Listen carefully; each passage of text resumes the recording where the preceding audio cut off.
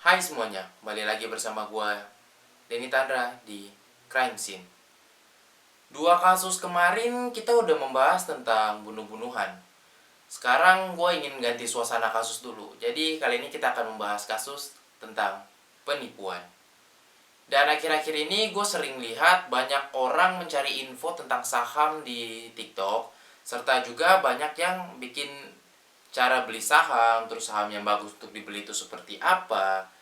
Jadi akhirnya banyak tuh keluar di for you, in my page gitu, banyak orang belajar tentang saham. So kali ini gue akan membahas tentang kasus penipuan saham salah satu terbesar di Amerika, yaitu kasus daripada Jordan Belfort. Bahkan kasusnya ini pernah sampai diangkat menjadi film. Filmnya itu adalah The Wolf of Wall Street. So, jangan lama-lama lagi, let's start the case.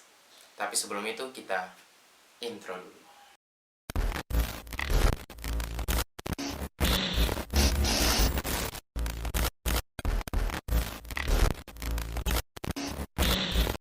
Jordan Ross Belfort, motivator dan mantan pialang saham Amerika Serikat, lahir pada 1962 di Bronx, New York, dari pasangan angkutan Max dan Leah Belfort. Dia dibesarkan di Bayside, Queens. Ia lulus dari American University di bidang biologi dan pernah sempat kuliah di Baltimore College of Dental Surgery, dikarenakan dia pernah bercita-cita seumur hidupnya untuk menjadi seorang dokter gigi. Namun, ia keluar setelah universitas mengatakan bahwa masa-masa kemasan dokter gigi sudah berakhir. Jika kamu belajar di sini dengan tujuan mencari uang banyak, ini bukanlah tempatnya. Akhirnya dia keluar daripada universitas itu. Jordan Belfort ini pernah 2 kali menikah dan memiliki 2 anak. Istri pertamanya adalah Denise Lombardo dari 1985 dan berpisah pada 1991 dan tidak memiliki anak. Istri kedua adalah Nadine Caridi dari 1991 dan berpisah pada 1998 dan memiliki 2 orang anak. Sekarang kita tahu nih, dia memiliki 2 orang istri. Terus setelah perpisahannya dari istri pertamanya, dia langsung menikahi istri keduanya. Secara tidak langsung kita tahu dong, dia ini seorang playboy.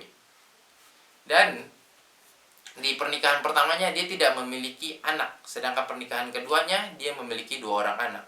Anak pertamanya adalah Chandler Belfort, dan Carter Belfort.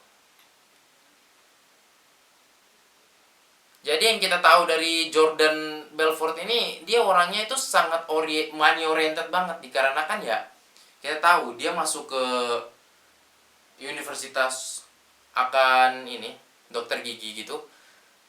Tapi gimana ya sebutannya? Dia ini bukan ngincer hanya untuk jadi dokternya, tapi dia salah satu orang yang ngincer untuk mendapatkan uang banyak dari hal tersebut.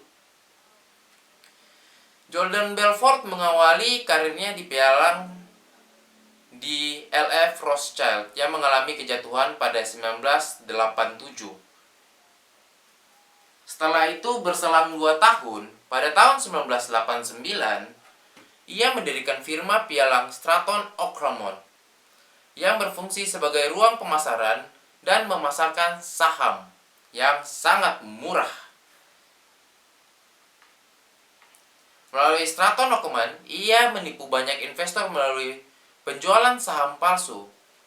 Bahkan, saking kayanya dari penipuan ini, Jordan Belfort bahkan mempunyai sebuah kapal pesiar atau yacht yang diberi nama Nadia sesuai nama istrinya yang kedua, dan tenggelam pada tahun 1997 dikarenakan ia memaksa kapten untuk tetap berlayar dalam cuaca yang sangat buruk. Ini orang iya sih. Ada orang yang ngomong kalau keberuntungan itu akan datang kepada orang yang nekat dan dia adalah salah satu orang yang sangat nekat. Dia rela untuk berlayar di dalam keadaan yang cuaca yang buruk. Bayangkan, senekat apakah dia sampai kayak gitu. Sepanjang karirnya Belfort sebagai pemalsu saham, Belfort pernah memiliki gaya hidup pesta pora yang sangat membuatnya wow banget gitu. Terus dia pernah kecanduan dengan obat Quaalude. Ini orang parah banget sih hidupnya. Dia orang yang suka pesta pora. Bahkan kalau kalian nonton di filmnya, di film The Wolf of Wall Street, pestanya itu bahkan sampai di dalam kantornya tersebut. Membawa pelacur, terus apapun yang mereka bisa lakukan di dalam kantor akan mereka lakukan. Dan bagi kalian yang nggak tahu Quaalude itu apa, Quaalude itu adalah obat sintetis yang lebih dikenal sebagai nama Quaalude. Obat ini memiliki efek yang mirip seperti dengan barbiturat. Dia bertindak sebagai depresan untuk sistem saraf pusat. Para dokter biasa meresepkan obat ini untuk bantuan tidur dan sebagai obat anti kecemasan. Walaupun ini sangat tidak baik untuk digunakan, Quaalude ini sebenarnya terbukti memiliki efek kecanduan yang sangat berat.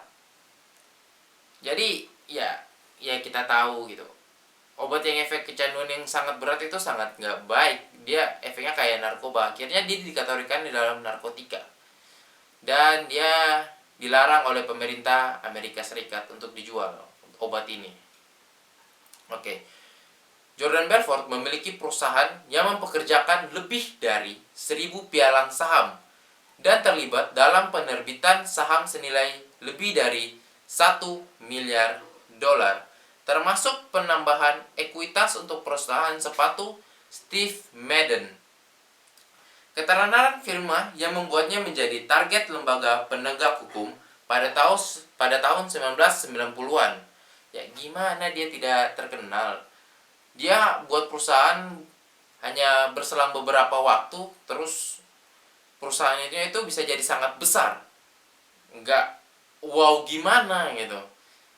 Pasti para penegak hukum ataupun FBI pun mencium bau yang there's something fishy in this company. Nggak mungkin dong perusahaan yang bisa menjadi besar secepat itu. Dia nggak menggunakan trik-trik licik gitu. Terus pada tahun 1994, setelah penyelidikan yang panjang, Stratton Okomon membayar 2,5 juta dolar dalam kasus penipuan sekuritas sipil yang diajukan XEC terhadap mereka. Dan akhirnya Stratton Okomon mulai runtuh pada tahun 1996 dikarenakan banyaknya tuntutan terhadap mereka. Ya, gimana tidak runtuh?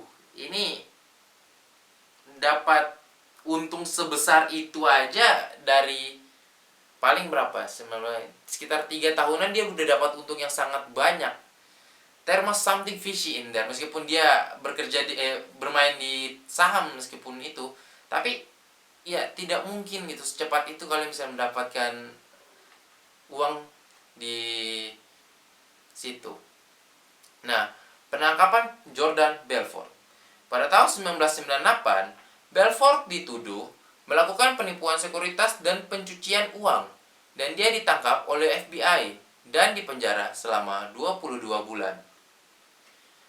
Bagian dari skema penipuannya, Belfort dijatuhi hukuman 4 tahun penjara pada tahun 2003. Tapi ia hanya menjalani masa tahanan selama 22 bulan di penjara sebagai bagian dari perjanjian di mana ia akan bekerja sama dengan pemerintah Amerika Serikat untuk mengekspos semua orang yang bekerja dengannya.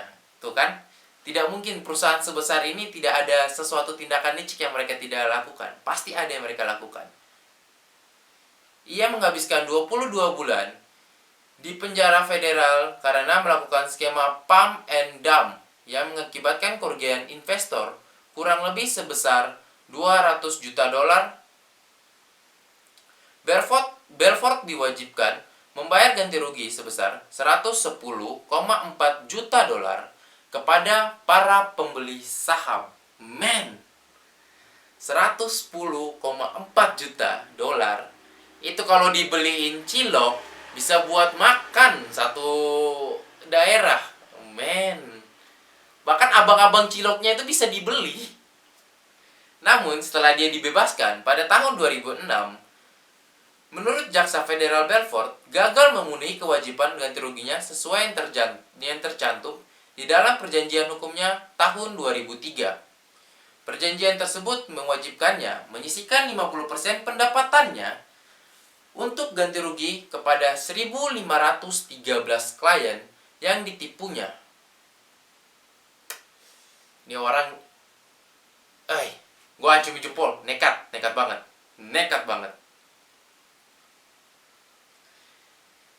Dari 11,6 juta dolar yang diterima dari para korban Belfort, 10,4 juta diantaranya merupakan hasil penjualan properti palsu. Perjanjian hukuman ini mewajibkan ganti rugi sebesar 110 juta.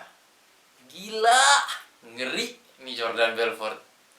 Pada Oktober 2013, Jaksa Federal menyampaikan keluhan bahwa Belfort hanya membayar ganti rugi sebanyak 243.000 selama 4 tahun terakhir pada hasil penerbitan 2 bukunya. Dan penjualan hak filmnya mencapai 1 juta dolar lebih, 1,7 juta dolar lebih, ditambah dengan 24.000 hasil ceramah motivasinya sejak 2007. Pemerintah sejauh ini belum menyatakan Belfort bangkrut supaya perundingan tetap terbuka, tetapi tempo pembayaran penuh ganti ruginya masih belum jelas sampai sekarang. Per 2013, Belfort menetap di Manhattan Beach, California dan telah bertunangan. Dan sekarang dia bekerja sebagai seorang motivator yang dibayar sebesar 30.000 US dollar per satu sesi seminar. Dan itu sangat banyak kalau dirupiahkan. Dan masih berusaha melunasi utangnya sampai sekarang. Tapi banyak orang yang tidak menerima hal tersebut dikarenakan Jordan Belfort masih terlihat hidup seperti tidak mengalami apa-apa. Dia tidak peduli akan hal yang lain, terus dia masih santai-santai saja. Dan dia, kalau bisa dibilang, dia tuh hidupnya sangat mewah dan nyaman sekarang. Bahkan kalian bisa lihat di TikToknya Jordan Belfort, bahkan ada Instagramnya, kalian bisa lihat kehidupannya di sana. Men, orang ini nekat. Ya, dari dia kita belajar bahwa orang nekat itu selalu mendapatkan keberuntungan yang besar. So, itu adalah kasus dari Jordan Belfort. Dan terima kasih kepada kalian yang telah menikmati konten-konten gue dan menonton konten gue sampai akhir. Terima kasih banyak untuk kalian, untuk yang sudah subscribe dan follow Instagram gue juga. So, stay safe di rumah karena masih pandemi seperti ini. Dan kalian mau tahu kasus lengkapnya, kalian bisa nonton filmnya di The Wolf of Wall Street. So, see you in the next case. Sampai jumpa.